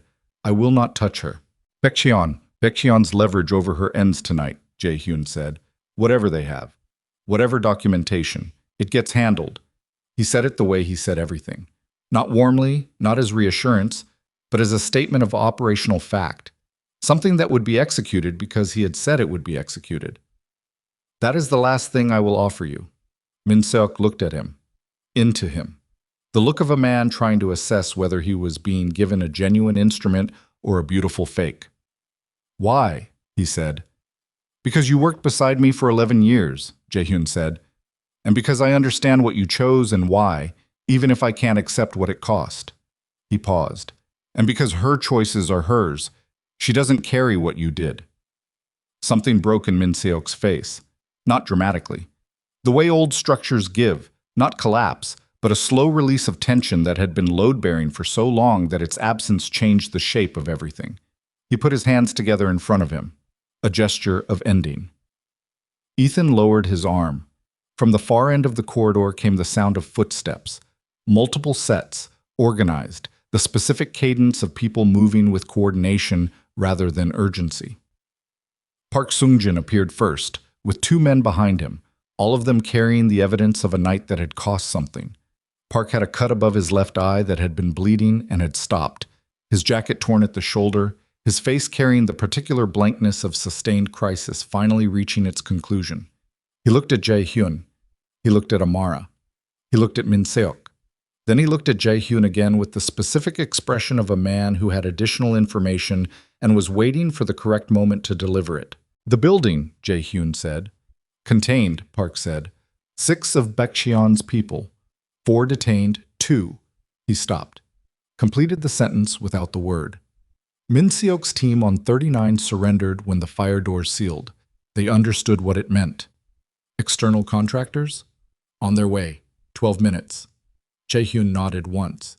"Take him," he said, and the pronoun was gentle in a way that the order was not, and Min Seok walked with Park's men without resistance, his hands still together in front of him, his steps measured and even, down the corridor toward the sealed stairwell that would have to be manually released, and Amara watched him go and did not know what she felt about it, and decided that was acceptable for now. The corridor emptied. She and Jae-hyun were left standing outside the archive room, and Ethan was standing 3 meters away, and the building's secondary lighting was running full white and clean above them. And somewhere in the city outside the windows, the ordinary Friday night of Seoul was continuing without awareness of what had just occurred inside this building. Ethan put the weapon away. She noticed that his left hand was pressed against his side, below the ribs. Not drawing attention to it, just held there, pressure, the way you held something that was leaking. "You're hurt," she said. "It's manageable," he said. "That's not what I asked." He looked at her. "One of Min Seok's people on the stairwell. It's not deep." He said it the way he said most things, as information, not complaint. But she could see the tightness around his eyes that he was not fully managing. "Park," she said, without raising her voice. Park had not fully rounded the corridor bend yet. He stopped. He needs medical attention. Now, not in 12 minutes. Park looked at Ethan with an expression that contained several years of professional opinions about men like Ethan compressed into a single look. Then he looked at Jae-hyun. Jae-hyun said, "See to it." Park came back. He said something to Ethan in Korean that Amara suspected was not kind but was functional, and Ethan answered in Korean that was better than she had known it was, and they moved together toward the stairwell. Ethan stopped before he rounded the corner. He looked back at her. There was a long moment in which she looked at him, and he looked at her. And 2 years of evenings and conversations, and the specific accumulated weight of a relationship that had been built on a lie, but had, in the end, involved a man who had drawn a line at a specific point and had refused an order and had climbed 20 floors on a compromised stairwell to make sure she was not used as a weapon. All of that sat in the corridor between them without either of them finding words adequate to it. "The things I told you," she said, "about my mother, about Atlanta, about being here." He waited. "Were those conversations part of the operation?" He held her eyes. "They started that way." "And then?" "And then they weren't," he said. "I don't expect that to mean anything to you." She thought about it. Honestly thought about it, standing in the 43rd floor corridor of a building that smelled like concrete dust and a long night. "It means something," she said. "I don't know yet what it means, but it means something." He nodded. "Once." The nod of a man who has received more than he expected and knows better than to push past it. Then he went around the corner with Park, and the corridor was quiet, and she was standing alone beside Jae-hyun for the first time since the archive room 2 hours ago, when everything was different. She became aware all at once of how tired she was. Not the adrenaline exhaustion of the stairwell. Something older and more fundamental. The tiredness of 3 weeks of carrying something alone that no one should carry alone, and the weeks before that of a relationship that had required more vigilance and more self-management than she had ever admitted to herself, and the 5 years before that of being the most competent person in rooms that only intermittently acknowledged it, and 31 years before that of being a woman who absorbed things and kept moving and apologized for the coffee she spilled even when the table had been in the wrong place. She sat down on the floor of the corridor, not dramatically, not as collapse. She just looked at the floor and decided to be closer to it, and she sat, her back against the wall beside the archive room door, and she put her hands in her lap, and she breathed. Jae-hyun looked at her for a moment. Then he sat down beside her, not at a professional distance, beside her. His shoulder maybe 6 inches from hers, his back against the same wall, his legs extended in front of him with the slight awkwardness of a tall man sitting on a floor that had not been designed for it. They sat in the white corridor light and said nothing. It lasted maybe 2 minutes. It felt like a longer unit of time than that. "You knew for 4 months," she said finally. She was not going to let it go. She had never been able to let things go, which had always seemed like a liability and now seemed simply like a fact about her. "You knew he was connected to a hostile organization, and you watched me." "I didn't know what your relationship with him was," Jae-hyun said. "Not at first. The initial intelligence placed him as an external operative. It was 3 weeks before the picture included you." "And then?" He was quiet for a moment. She waited him out. She had been waiting out Jae-hyun's silences for 5 years, and she was good at it. "I didn't know how to assess it," he said. "Whether you were aware, whether you were a willing participant, or I needed time to determine the scope." "You investigated me." "Yes." She absorbed this.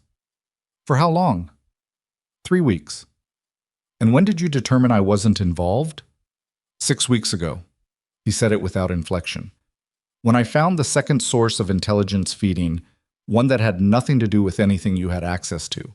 At that point, the picture became clear. Ethan had 2 sources inside Hanuel. You were one, unwilling. Min Seok was the other. So for 6 weeks, you knew I was in a relationship with an operative, that I was being used as an intelligence source, and you said nothing to me." "Yes." "Why?" He turned his head to look at her, full look. The kind she had learned to treat as significant because he gave it rarely. "Because telling you would have ended his access to Hanuel," he said. "And I needed his access to remain intact long enough to map the full scope of what Baekjeon had built inside my organization." If you had confronted him, or ended the relationship, or altered your behavior, he would have known something changed. The intelligence would have gone dark. I would have lost the trail. He held her eyes. I made a calculation. About my life, she said. Yes. The word was flat, not apologetic. She had learned over 5 years that Jae-hyun did not perform apology as a social gesture. When he acknowledged something, it was as a fact, not as a plea. And the calculation included the possibility that I would get hurt, she said. I assessed that risk as manageable, he said. I was wrong. You were wrong, she said. Yes. She looked at the wall across from her. The baseboard emergency lighting had gone off when the override kicked in, and she could see the line of slightly darker paint where it had been. Someone had removed it during the renovation and forgotten to retouch the wall. She had noted this in a maintenance report.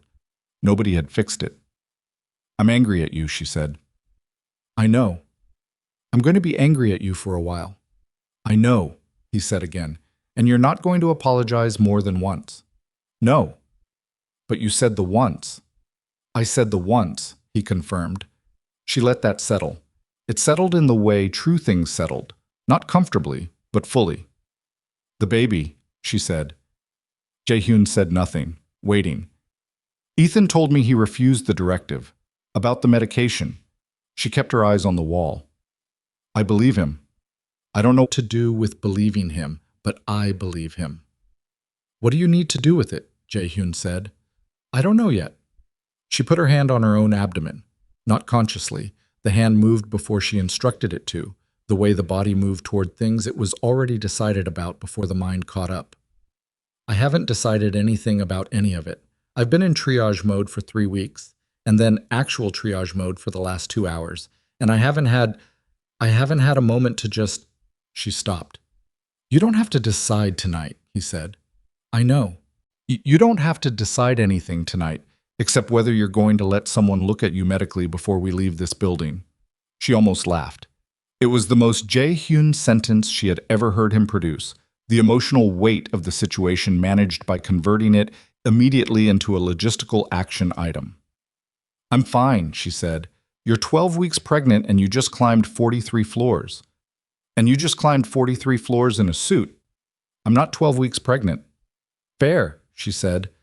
The silence this time was different, lighter, not comfortable. She was not going to call this comfortable, but not the loaded silence of two people carrying things they hadn't said yet.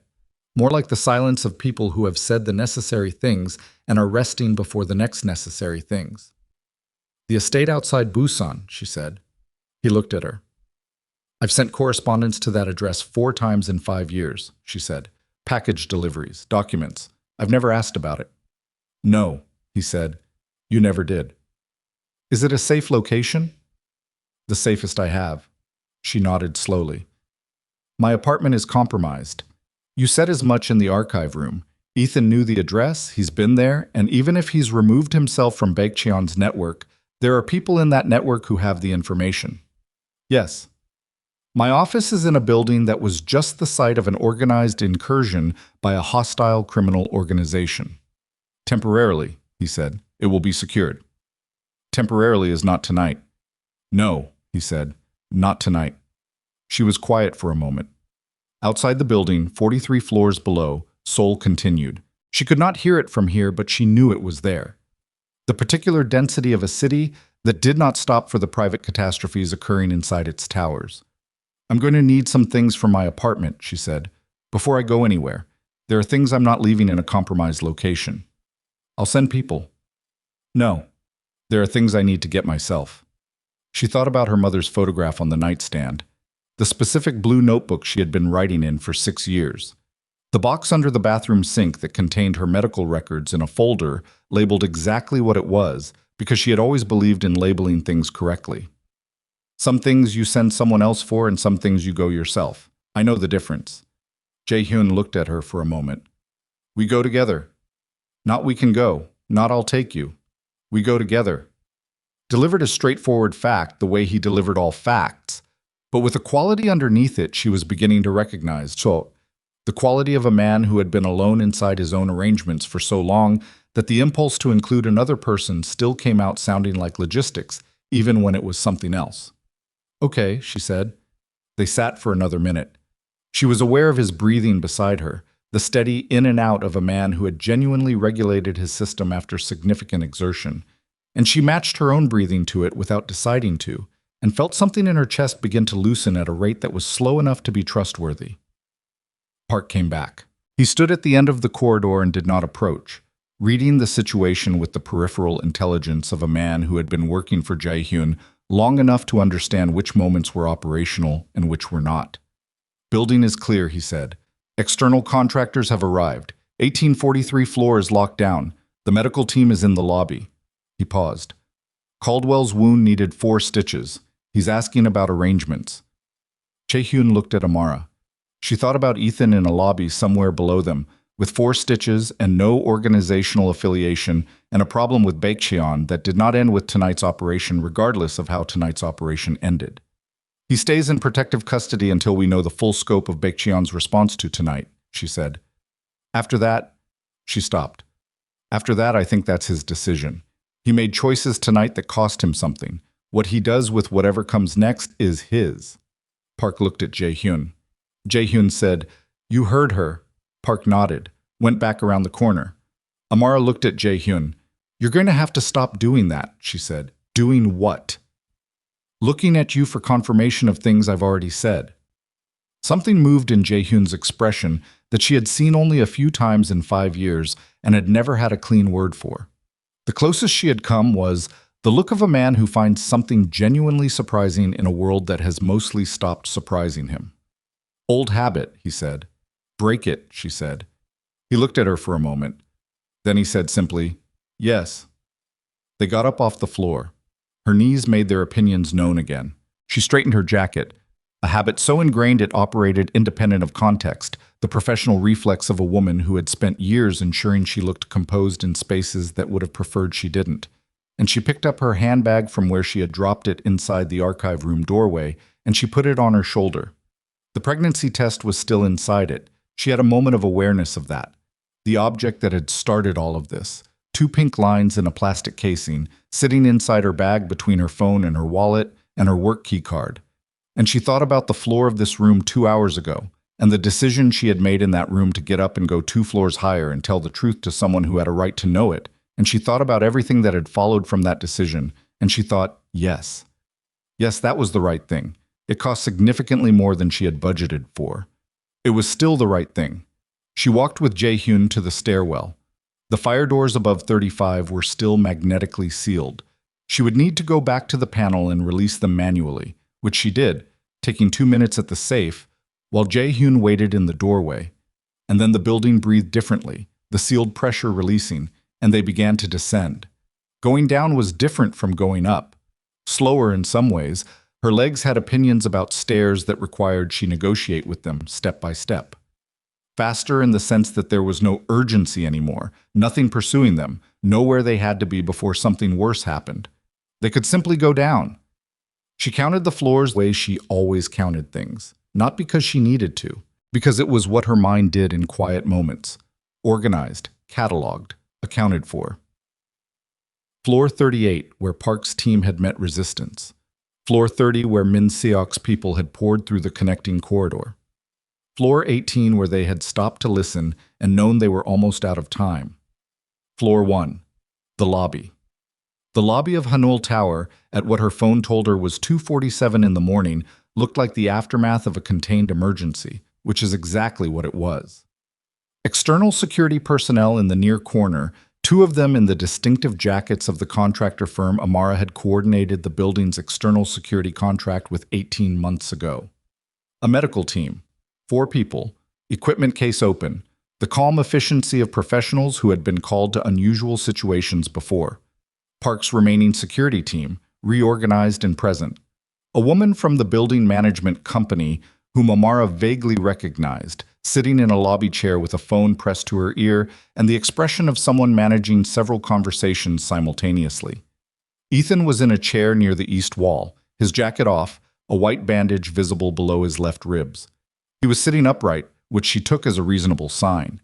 He was also on his phone, speaking quietly, and she noted that Park had positioned two of his people within sight of that conversation, which was operationally correct. He looked up when she crossed the lobby. They looked at each other for a moment across the marble floor. She thought about 26 months. She thought about the restaurant he had remembered, and the rain in Gyeongju, and the sound of his voice on the phone on lonely nights. She thought about this document with her name on it, and the word unwitting. She thought about a man who had been handed a directive about a pregnancy and had refused it, and then climbed 20 floors anyway, and had said don't at the precise moment that had mattered. People were not one thing. She had always known this. She had spent 31 years being a person who was not one thing. Not just the clumsy one, not just the secretary, not just the black woman in a building full of people who looked nothing like her. Not just competent or nervous or warm or professional or lonely or strong. All of it, always, at the same time, and the people who only saw one layer had always understood her least. She crossed to where he was sitting. He looked up at her, waiting. "The information you have on Baekcheon's network," she said, "the operational intelligence from your 8 months of independent activity. Park is going to need a full debrief." "I know," he said. "It's going to take time, and it's going to be uncomfortable."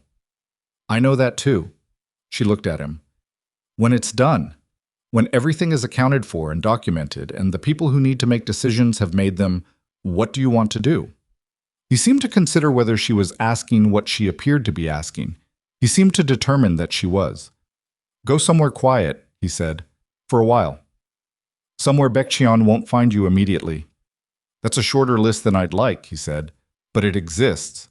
She nodded slowly. "The child," she said. "I'm not asking for anything. I'm not making any decisions tonight. But you should know that I will make decisions, and you will be told what they are, and you will be given an opportunity to respond to them. That's all I can offer right now." He looked at her for a long moment. His face was tired in a way she had never seen it. Not the controlled tiredness of a man managing his presentation, but the tiredness of someone whose reserves are genuinely spent. "That's more than I have a right to," he said. "Yes," she said. "It is." She walked back across the lobby to where Jae-hyun was waiting near the main doors. Outside, through the glass, she could see the first gray suggestion of morning at the edges of the Gangnam skyline. Not dawn yet. The particular pre-dawn that existed before the city made up its mind about the day. Neither dark nor light. A provisional state that committed to nothing. "The apartment first," she said. "The apartment first," he confirmed. She pushed through the door and the night air hit her. Cool and carrying the particular smell of a city after midnight, exhaust and concrete, and something green from the Yangtze Stream corridor a few blocks south. She had walked past that stream on her way to work for 5 years and had never taken the time to walk along it. She had noted it as a thing she would do eventually. She had been very busy. She stood on the sidewalk outside Hanoil Tower and breathed the outside air for the first time since she had arrived at this building however many hours ago that had been. Jae-hyun came out beside her.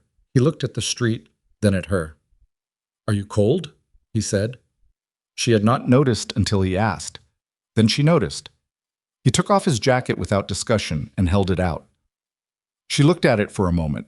Charcoal wool, the jacket he had worn to a negotiation that had been scheduled by the people who wanted him dead. Worn through a building incursion and a 43-floor stairwell and an archive room floor. It was still, somehow, a very good jacket. She put it on. It was too large across the shoulders and too long in the sleeves, and it was warm in the way of something that had been worn by someone else. And she put her hands in the pockets and found a folded piece of paper that she did not look at, and the key card to something she did not know, and a small smooth stone that she absolutely did not ask about. A car arrived. Not the armored vehicle from the parking garage. A different one, sleek and dark, Park's doing. The driver was someone she recognized from the security team's rotation, a young man named Ji-ho who had once held an elevator for her when her arms were full of binders and had said nothing about it afterward, which she had noted as professional courtesy of the highest order.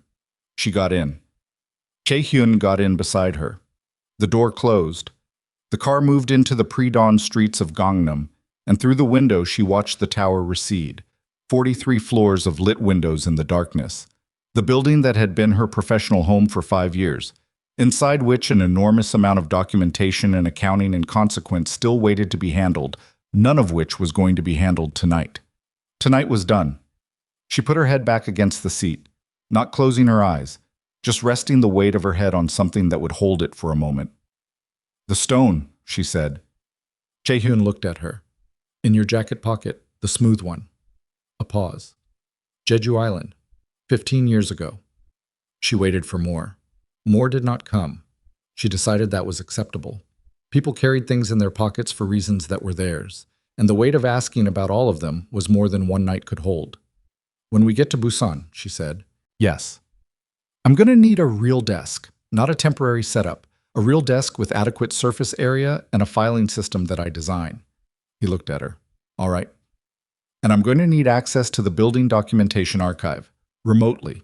Whatever happened tonight is going to generate 6 months of organizational restructuring, and I am going to be useful during that process, and I need the access to do it." "Amara," he said. "I'm not going to sit in a seaside estate and wait for things to be resolved around me," she said. "That's not who I am. If I'm going to be there, I'm going to be working, and I need—" "Amara," he said again, differently this time. She stopped. He was looking at her the way he had looked at her in the archive room stairwell. Not the professional look, not the operational look. The other one. The one she had not had a name for until very recently. "The desk," he said. "The filing system. Full remote access. Whatever you need." She looked at him. "You were going to say yes," she said. "I was going to say yes," he confirmed. She looked back out the window. Outside, Seoul rolled past. The closed restaurants, the convenience stores still lit, the occasional other car at this hour, the overpasses strung with the lights of a city that never fully slept. She had arrived in this city at 26 with 2 suitcases and a job offer and a certainty that she could make herself belong somewhere if she worked hard enough at belonging. She had worked very hard. The belonging had been more complicated than she had planned for. But the work had accumulated into something real. Into a woman who could read a building's hidden architecture from a maintenance report filed in 1987. Into someone who could pick a lock with a bent money clip because she had once formatted a security assessment and filed the information correctly in the part of her mind where things were kept. Into the person who had gotten up off a cold archive room floor and walked 2 floors up and said the necessary thing to the necessary person. That was not nothing. She put her hand over her abdomen again. The same unconscious movement as before. The body knowing before the mind had finished deciding. 12 weeks. She had a doctor's appointment she had been rescheduling for 2 weeks. She would stop rescheduling it. The city outside the window was beginning, very slowly, to lighten. Not much. Just the barest increment of gray at the horizon line above the eastern buildings. The suggestion that somewhere behind the Seoul skyline, the sun was engaged in its operational routine, regardless of what had occurred in Haneul Tower tonight.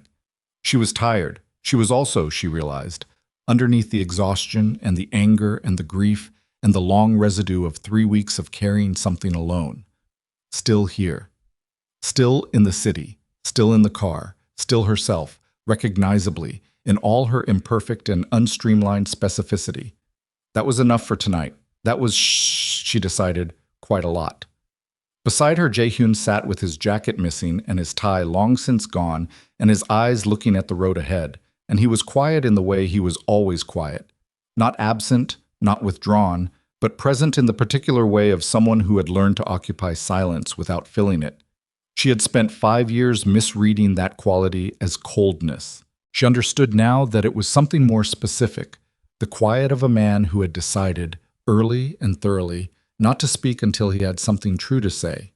He had said the once. He would not say it again. She did not need him to. The car drove south through the pre-dawn city, and the tower fell away behind them, and ahead, somewhere past the Han River and the Southern Expressway and the hours of coast road yet to be driven, was a seaside estate she had sent 4 packages to without ever imagining she would arrive in it herself. She would be angry tomorrow. She would have the doctor's appointment. She would design the filing system. She would make decisions, one at a time, at the pace that each decision required, without letting the weight of all of them collapse into tonight when tonight was already full. For now she was in a car in the early morning, in a jacket that was too large for her shoulders, with a smooth stone from Jeju Island in the left pocket, and whatever was on the folded piece of paper in the right that she was still not looking at. She fell asleep before the Han River. She did not dream. Outside, Seoul finished its night in the ordinary way. Light cycling, streets emptying toward that particular pre-morning stillness. The Han River, reflecting nothing and everything, depending on where you stood on its banks. Inside Hanul Tower, 43 floors of consequence waited for morning, for the accountings and documentations and restructurings that were coming, for Park Sung-jin's debriefs and Ethan Caldwell's information, and the long organizational work of understanding what 3 years of internal intelligence loss had cost, and what could be recovered from it. All of that was real. All of that was coming. But the car moved south in the quiet, and the city grew smaller in the rear view, and Jae-hyun did not wake her when they crossed the bridge. And the sky ahead of them was lightening by the smallest and most reliable increments, the way skies did, the way mornings came, indifferent to catastrophe and faithful to their own schedule, in a way that was, if not comfort exactly, at least a kind of company. The feared chairman of Hanul Group drove south through the night in a car with no jacket and no tie, beside a woman who had fallen asleep in his jacket, with her hand over her unborn child, and he did not speak, and he did not look at his phone, and somewhere around the Osan interchange he reached over and adjusted the jacket where it had slipped from her shoulder, carefully, without waking her. It was a small thing. It was the kind of small thing that nobody would ever put in a dossier or include in an operational assessment or classify as significant intelligence. But it was true. And in a night that had been full of documents and strategies and carefully constructed lies, a thing that was simply true, unheroic, unobserved, requiring nothing from anyone, was perhaps where everything worth building would eventually begin.